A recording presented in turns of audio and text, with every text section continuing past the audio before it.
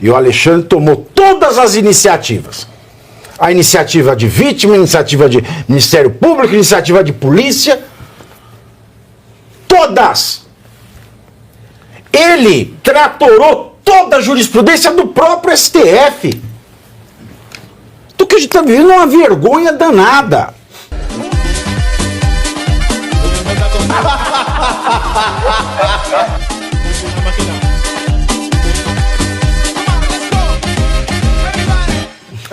É mais ou menos isso que está acontecendo, né? Porque deveria ser um órgão único, o plenário do Supremo, mas é esse outro aí que, né, que você refletiu a respeito. Mas eu queria repetir isso aqui. Se o próprio guardião da Constituição não a respeita, quem a respeitará? E lembrando que não tem como recorrer de nenhuma dessas decisões do Supremo Tribunal Federal para ninguém. Então, voltando à sua pergunta, eles não vão nem se dar ao trabalho? Porque é o seguinte, existe o crime de responsabilidade, na lei que fala do crime de responsabilidade de impeachment, que diz que comete crime de responsabilidade o juiz do STF, que decide em clara afronta ao ordenamento jurídico. E basta você ser alfabetizado.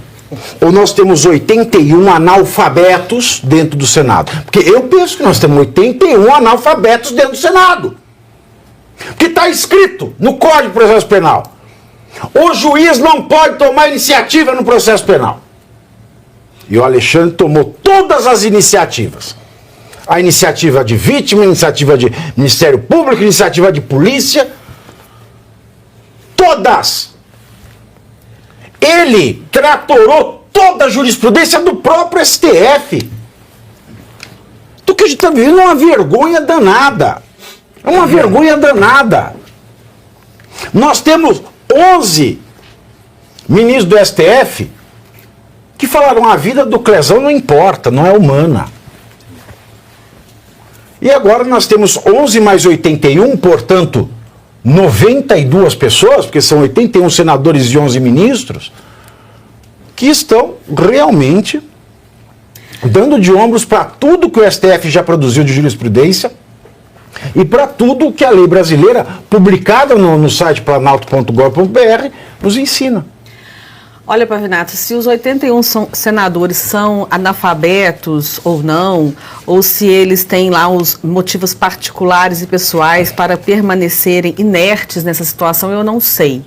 O que eu vou repetir aqui, que eu já disse algumas vezes, todas as autoridades que poderiam fazer algo e não estão se omitindo nessa situação, ou que estão contribuindo para que tudo isso aconteça, são cúmplices do Alexandre de Moraes. Então, se há um crime de responsabilidade e qualquer outra autoridade está contribuindo para que ela aconteça, é cúmplice.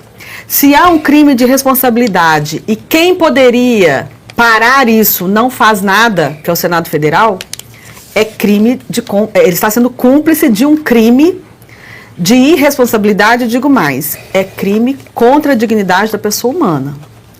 Porque tratam-se de direitos humanos individuais que estão sendo desrespeitados de uma forma tão extravagante e na cara de toda a população brasileira, e não é em uma situação específica, são diversos aí já julgados pelo 8 de janeiro sem o devido processo legal.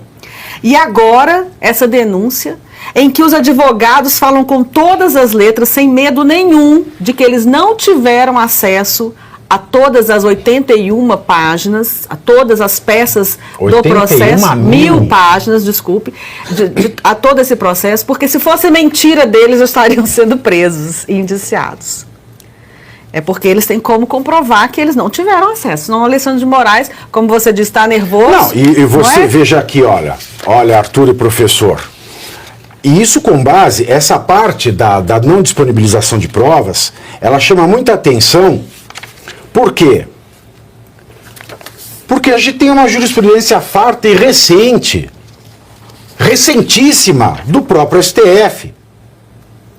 Você veja aqui, uma decisão do Gilmar Mendes, dizendo, começa aqui pelo Fachin, Gilmar Mendes, etc., constante da decisão para indeferir o acesso da defesa às provas contrárias opostas, Bom, o debate gira em torno da comunhão de provas, etc., e piriri pororó. Convém ainda afirmar que a polícia não exerce durante a investigação o papel de parte, mas de braço do Estado, utilizado na busca da verdade real. Não é razoável que a prova colhida com a autorização da Justiça deixe de ser juntada aos autos pela só razão de não se encantar na tese construída pelo Ministério Público e pela polícia. O mínimo que os cidadãos esperam de sua polícia judiciária é que ela seja fiel à verdade dos fatos e que não atue no sentido da seletividade da coleta de provas. Parece claro que o denunciado tem direito de conhecer todos os áudios captados com autorização judicial, além de ter acesso a todas as degravações realizadas pela polícia por determinação judicial. É o próprio contraditório que fica arranhado quando a totalidade dos áudios capturados não é fornecido à parte investigada. Isso é uma decisão em outro caso, tomada pelo ministro Gilmar Mendes. Aí você vai me falar, não é o caso do Bolsonaro? Exato. Ô Pavinato, justamente por ignorar, esmagar a jurisprudência do STF, no caso o ministro Alexandre de Moraes está fazendo isso, que eu esperava uma outra postura do decano. Quem é o decano hoje? Gilmar Mendes. Gilmar Mendes. Para mim é muito decepcionante, porque quando um ministro esmaga a jurisprudência, ele está esmagando a história do Supremo Tribunal Federal e todos os ministros que por lá passaram, trabalharam, votaram. Ele simplesmente está esmagando todo mundo. Então, o decano tinha o dever de sair em defesa do Supremo Tribunal Federal. Para mim é muito decepcionante a postura do ministro Gilmar Mendes. Vou usar a palavra decepcionante para não usar outra. Será que virou Delcano? Pois é, uma boa. Pode ser. E em relação ao caso em si, que é um absurdo completo, Pavinato, eu vou rapidamente apenas evocar a excelentíssima juíza da Flórida, Mary Scriven, eu praticamente a cito aqui todos os dias, porque se ela lesse tudo isso que ela diria, é tudo nulo. Se é tudo nulo, não pode haver processo, muito menos julgamento. E se quiserem fazê-lo na marra, não será um julgamento, será um extermínio judicial. Olha que sensacional. Pois é. Pavinato, juridicamente já foi muito bem apresentado por todos. E é interessante, como você falou, que a peça da defesa é espetacular. Da mesma forma como o resumo que você fez para o esclarecimento da população e as manifestações que foram feitas pelos juristas aqui, que demonstram a nulidade. Aí vem a grande questão. Juridicamente, não há o que eu possa complementar. No entanto, há algo que a gente pode dizer. Primeiro, eu não acredito que terá uma resposta positiva para a defesa. Por uma razão simples. O que está demonstrado nesse momento é que a legalidade é irrelevante. Não existe mais a legalidade, ela sendo observada a partir da lógica de que as leis são um produto da vontade da sociedade, através ou por meio, melhor dizendo, dos seus representantes, que buscam aqueles que são os valores que devem ser codificados para preservar essa mesma sociedade. Ou seja, a legalidade foi jogada fora. Se a legalidade for jogada fora, nós poderíamos buscar aonde? Podemos dizer, talvez a moral e a decência. Não me parece que seja o caso. Eles não estão preocupados com moral e com decência exatamente pela forma como eles têm se comportado, o que está demonstrando que eles não vão parar. Eles são obrigados a ir até o fim por uma razão simples. Não existe mais a possibilidade daquilo que é chamado jogo de soma positivo. O que é o jogo de soma positivo? Todos nós podemos ganhar se nós chegarmos a um equilíbrio de qual deve ser o resultado mais equilibrado. Se nós chegarmos a uma ideia de que nós temos, para preservar o Estado Democrático de Direito, rejeitar os abusos que nós mesmos estamos cometendo. Por qual razão? Uma forma de se limpar historicamente. Mas eles não estão preocupados com isso. A aposta deles é numa vitória absoluta. E essa vitória absoluta será muito simples. Nós temos que derrotar todos os nossos adversários, temos que derrotar o bolsonarismo. Foi a descoberta que eles fizeram.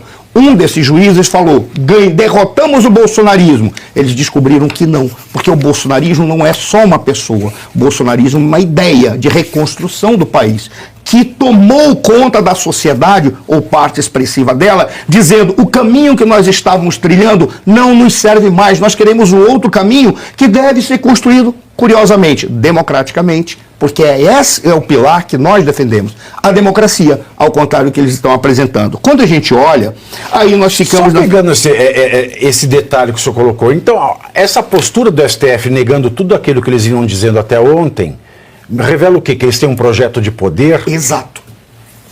É o que fica para mim, é um projeto de poder que hoje eles já não estão mais nem preocupados em dizer que é um poder pessoal específico. Eles já descobriram que a máquina funciona por si só. O que eles querem saber é quem terá o protagonismo dentro da máquina, porque é a máquina que está tentando sobreviver.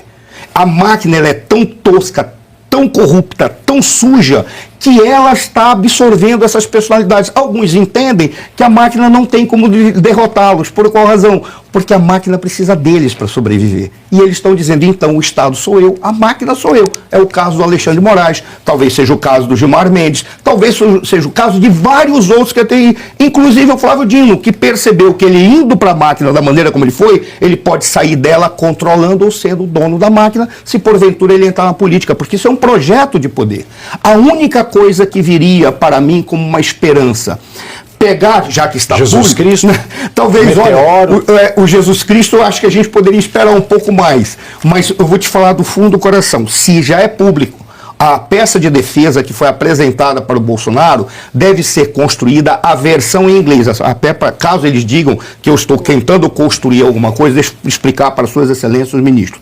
Quando vem de um outro idioma para o português é tradução, quando é do português para outro idioma é versão. Porque nós não traduzimos para um idioma que não é nosso, nós apresentamos a versão. Então seria a versão para o inglês e para outros idiomas, para que o mundo saiba o que está acontecendo com mais elementos. Porque quando você pega algo como foi apresentado por você, pelo Caivano, pela Ana, juridicamente, e pega a peça inteira, você diz, eu não preciso ser jurista, não é possível, isso aqui é contraditório, é ilógico e o que quer que seja. Já tem a versão dessa peça de defesa, no STF ela já está com a versão total.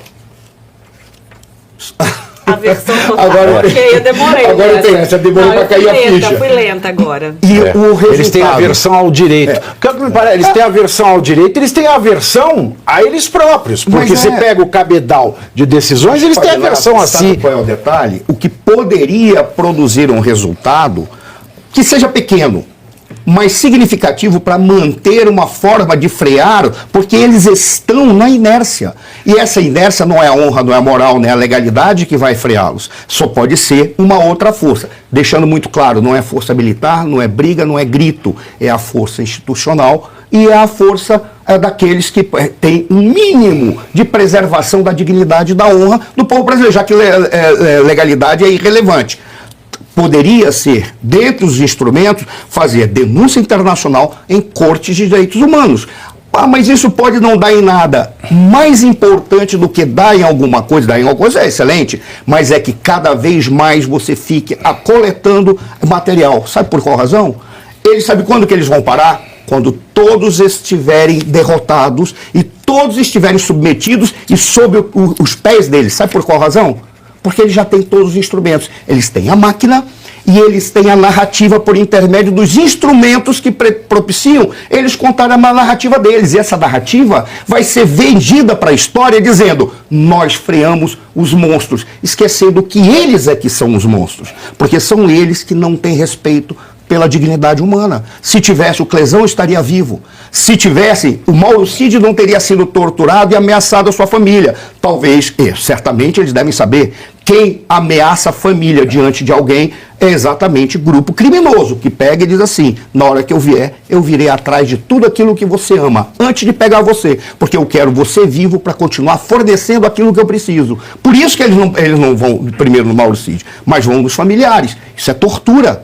Ou seja, esses são os elementos que estão muito claros para todos. Infelizmente, o Diário Oficial da União não está preocupado em apresentar esses elementos. Está preocupado em apresentar a narrativa que é relevante. E a narrativa relevante não será a narrativa da dignidade, da legalidade, da lealdade, da decência. Será a narrativa do vitorioso. E até o próprio Diário Oficial da União, que tem uma sede aqui na Berrini, ele precisa que eles vençam.